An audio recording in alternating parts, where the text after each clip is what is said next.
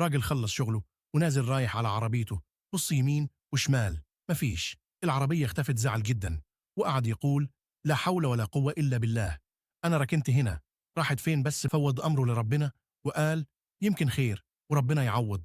ورجع بيته ساكت ومخنوق. تاني يوم رايح الشغل كالعادة، وأول ما وصل اتفاجئ، العربية كانت موجودة.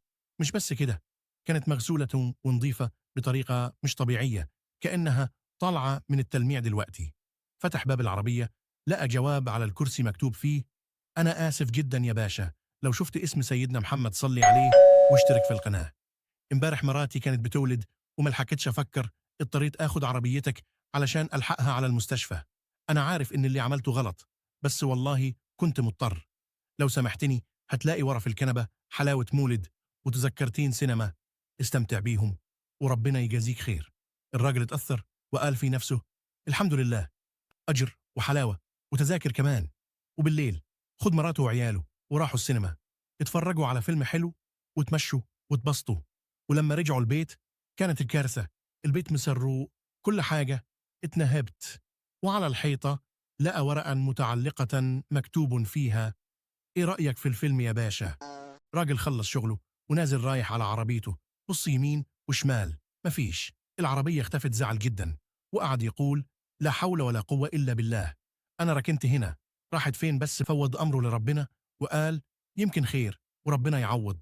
ورجع بيته ساكت ومخنوق. تاني يوم رايح الشغل كالعادة، وأول ما وصل اتفاجئ، العربية كانت موجودة.